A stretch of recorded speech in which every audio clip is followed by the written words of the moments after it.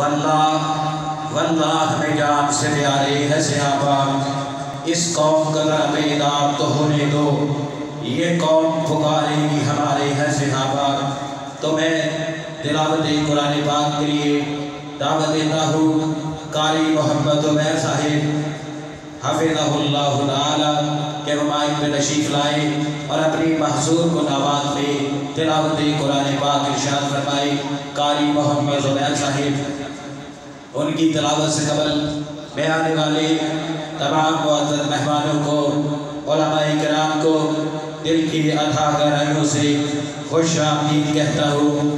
اہلا و سہلا مرحبا قاری محمد صاحب، قاری زاہد صاحب، حضرت مولانا عبدالعزیز صاحب اور قاری غلام مرتضیٰ صاحب، حافظ بشارت صاحب، جتنے بھی علماء کرام سب کو اہلا و سہلا مرحبا کہتا ہوں۔ اب میں تلاوت کے لیے دعوت دیتا ہوں قاری محمد عمیر صاحب۔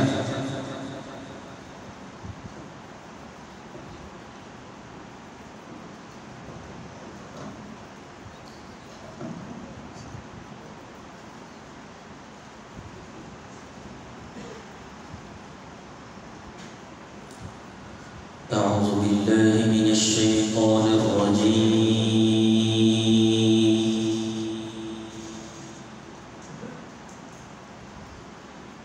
بسم الله الرحمن الرحيم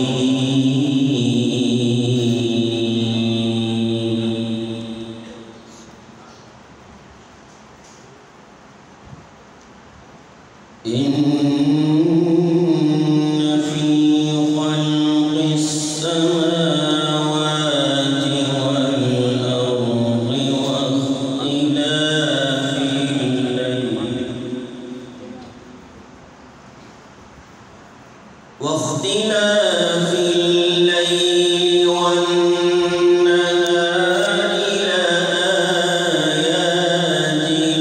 لأولي الألباب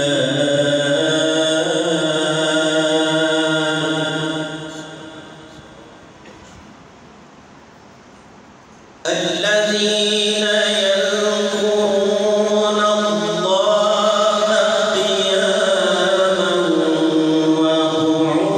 وقعودا